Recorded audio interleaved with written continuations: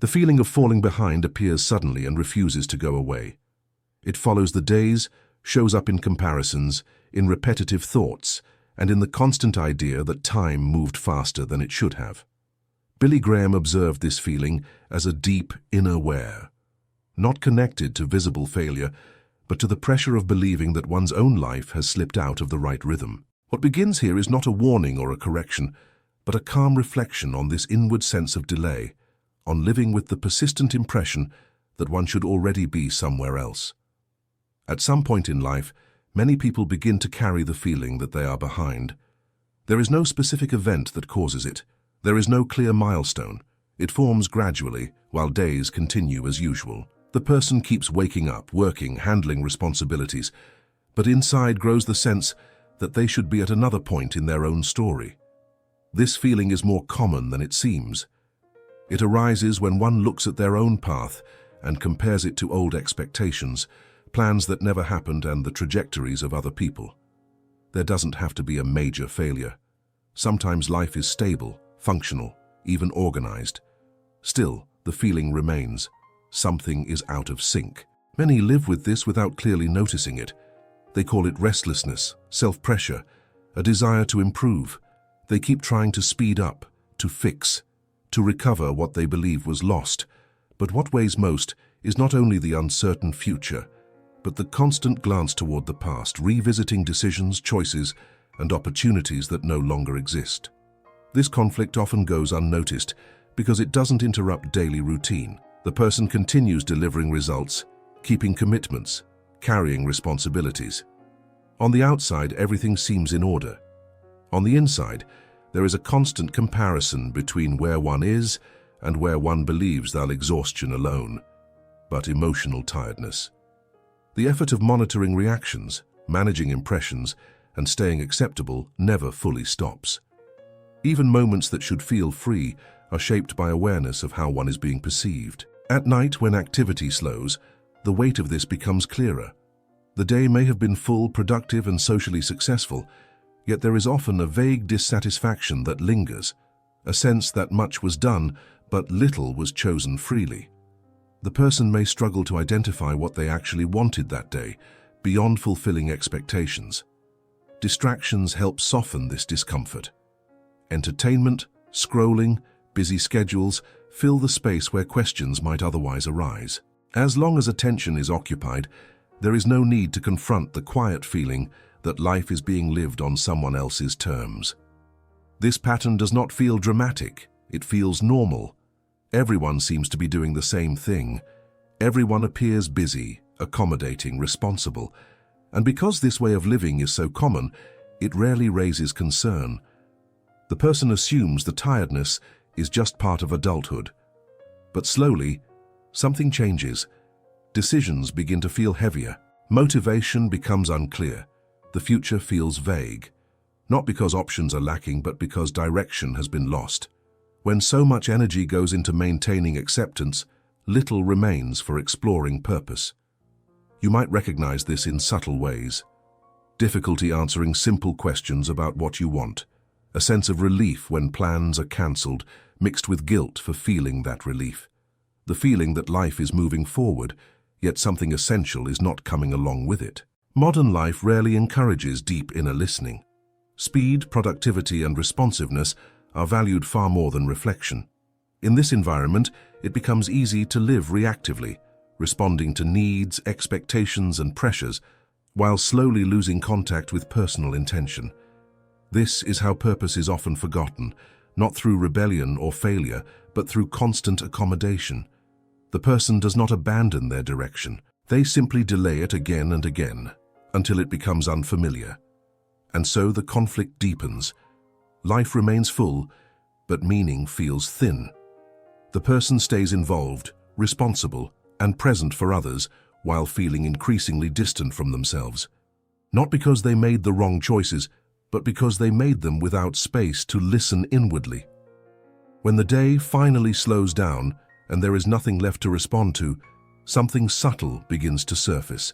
The expectations fade for a moment. The roles relax. There is no one watching closely, no one waiting to be pleased. And in that space, the person feels an unfamiliar stillness. It is not dramatic. It does not arrive as a clear thought. It comes as a quiet discomfort, a sense that something has been set aside for too long. Without the need to adjust, explain, or perform, the person notices how little of the day truly belonged to them. In this moment, there is often a strange mix of relief and unease. Relief because the effort of pleasing has paused. Unease because, without that effort, a question lingers beneath the surface. Not spoken, not answered, just present. The mind revisits the day, not to judge it but to sense it. Conversations replay, decisions echo. And beneath them all is the realization that many choices were shaped by what others needed, expected, or approved of. Very few were guided by a clear inner pull. Nothing is demanded here. This moment does not ask for change or confrontation. It simply reveals the distance between living in response to others and living in alignment with oneself. It allows that distance to be felt, without naming it, without fixing it. This pause does not last long. Soon the world resumes its pace. But while it exists, it leaves behind a quiet awareness that somewhere along the way, the self was postponed, not intentionally, but consistently, and that awareness remains, even after the noise returns. When the habit of living to please others continues over time, it begins to shape the inner landscape of a person's life, not in ways that are obvious or dramatic, but in quiet shifts that accumulate. The person does not suddenly feel lost. Instead, they feel slightly disconnected, slightly uncertain, slightly tired in ways that rest does not seem to fix. One of the first things affected is clarity. Choices that once felt natural begin to feel heavier. Decisions take longer. There is hesitation, not because options are lacking, but because the person is no longer sure which desires are truly theirs. After years of adjusting to others, the internal signal that once guided direction becomes faint. This creates a subtle emotional strain.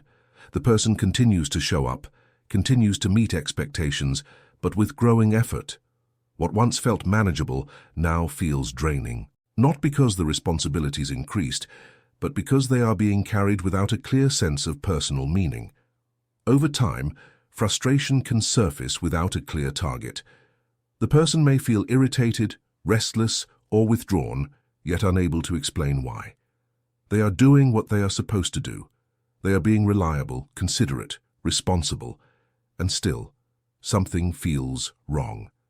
This confusion often turns inward, becoming self-doubt rather than awareness. There is also a quiet grief that can emerge, not over a specific loss, but over a life that feels partially unlived. Moments pass without being fully inhabited. Achievements feel empty. Praise feels distant. The person may receive approval and still feel unseen, because the approval is directed at a version of themselves shaped by expectation. As this continues, emotional resilience weakens. Small challenges feel overwhelming. Motivation becomes inconsistent. The person may feel as though they are constantly pushing themselves forward without knowing what they are moving toward. Life feels busy, but strangely stagnant. Ignoring this state does not make it disappear. It simply becomes part of how life is experienced. The person adapts to the discomfort, carrying it quietly, assuming this is just how adulthood feels. They may even feel guilty for wanting more, for questioning a life that appears stable and functional. But the cost continues to grow. Living without inner alignment slowly erodes vitality. The person may feel less creative, less engaged, less alive, not because they lack opportunity, but because their energy is consumed by maintaining acceptance rather than exploring purpose. This emotional deepening does not offer relief. It does not point toward resolution. It simply reveals what happens when a person spends too long responding to others without returning to themselves. The conflict remains open, not as a failure but as an honest reflection of what it costs to postpone one's purpose for too long. At some point, a quiet awareness begins to form, not as a clear realization and not as a decision to change, but as a subtle noticing. The person becomes aware that something inside has been waiting for attention for a long time. Life has been moving forward, yet something essential has been left behind. This awareness often appears in ordinary moments. A pause between tasks. A brief sense of emptiness after a conversation. A question that arises without words. The person senses that they have been present everywhere, yet rarely present with themselves. There is a difference between being useful and being aligned. Being useful means responding well to what others need. Being aligned means recognizing what one's own life is asking for. When living to please others becomes the default, alignment slowly fades, even while usefulness increases. Billy Graham often viewed this stage as a fragile moment of inner recognition, not a breaking point, but a soft opening, a moment when a person begins to notice that their sense of purpose has not disappeared, but has been neglected. This awareness does not demand action. It does not ask for confrontation or explanation. It simply allows the person to see the distance between the life they are living and the life they feel drawn toward. That distance may feel uncomfortable, but it is also honest. Nothing is resolved here. The expectations remain. The responsibilities continue. But something shifts quietly. The person starts to sense that pleasing everyone else has come at a cost, not a dramatic loss, but a gradual forgetting of their own direction. This awareness does not close the story. It leaves it open. And sometimes simply seeing what has been postponed is enough to change how the weight of it is carried, even if nothing else changes yet. Perhaps living to please others does not end with a clear conclusion. It does not suddenly stop once it is noticed. For many people, it remains woven into daily life, into habits, relationships, and decisions that were built over years. And maybe that is why the realization feels heavy, not because something went wrong, but because so much time passed without being questioned. Billy Graham often approached this kind of inner conflict with patience rather than urgency. He understood that purpose is rarely lost in a single moment. It is usually set aside gradually, postponed in small ways in the name of peace, acceptance, and responsibility. And when it is finally noticed, the feeling is not panic, but quiet grief. This reflection does not close that distance. It does not offer a final answer. What it does is allow the weight of postponement to be felt honestly. The sense that life was lived correctly, yet not completely. That much was given, yet something essential was held back. What was said here may continue to surface in ordinary moments, in conversations where words feel automatic, in decisions made quickly to avoid discomfort, in the quiet awareness that arises when there is nothing left to please for a moment. Not as accusation, but as presence. Eu sugiro que você se inscreva no canal if this kind of reflection resonates with you. The videos here continue in this same calm rhythm, with depth and patience, exploring human conflicts that are often overlooked, always inspired by the way Billy Graham understood inner life, personal awareness, and purpose. Subscribing is not a commitment or a promise.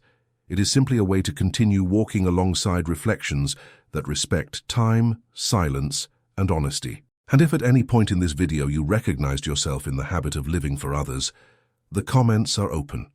It can be a short sentence, an unfinished thought, or simply a trace that this reflection reached you. Sometimes writing a few words is already a way of giving space to what has been waiting to be heard. Me's part of life when it is not noticed with care. At some point, a person begins to sense something different. It is not a clear answer, nor a visible change. It is simply a quiet awareness that there is a distance between what they live and what they feel. Life goes on, days keep happening, but something inside observes everything from afar. This perception appears in simple moments. A brief pause, a thought that repeats without reason, a subtle sensation that doesn't become a commitment or a conclusion. It is just a way of continuing to walk through reflections that respect each person's own timing. And if, at any moment in this video, you recognized yourself in this feeling of being surrounded by people and still feeling alone, the comments are open. It can be a short sentence, a loose perception, or simply a note that this theme touched you. Sometimes writing something simple is already a way to begin listening to yourself. Billy Graham observed this point as a sensitive moment of inert sentence, a loose perception, or simply a note that this theme touched you. Sometimes writing something simple is already a way to begin listening to yourself. Or demand immediate action. It does not ask for correction or quick change. It simply reveals that perhaps the greatest discomfort is not in the delay itself, but in the disconnection created between the life that is happening and the ability to be truly present within it. Perhaps this feeling of falling behind does not ask for an immediate answer. It does not resolve itself in a clear conclusion, nor does it disappear after a few minutes of thought. It remains, accompanying the days, changing in intensity, stronger at some moments, almost invisible at others. And perhaps this is part of the human experience more than is usually admitted. Billy Graham used to observe this kind of inner conflict without haste. For him, there were interior questions that did not require quick solutions, but continuous attention. Not something to be fixed, but something to be perceived with greater honesty over time. Reflection, in this sense, does not end when the video ends. It continues in the intervals of ordinary life, in the moments when a person notices themselves thinking too much about their own time. Nothing here closes this experience. The feeling of being behind may continue to exist, but perhaps it becomes possible to walk with it differently, with more awareness and less inner struggle. Not as a resolved problem, but as something that is now seen more clearly. I suggest that you subscribe to the channel if this kind of reflection resonates with you. Here the reflections continue with depth and a calm rhythm, always focused on common human conflicts, observed with care. Inspired by the way Billy Graham understood inner life, personal awareness, and time as it is lived from within. Subscribing is simply a way to keep accompanying these reflections, without haste and without pressure. And if at any point in this video you recognized yourself, the comments are open. It can be a simple phrase, a loose thought, or just a note that this theme touched you in some way. Sometimes writing something brief is already a way of listening to yourself a little more.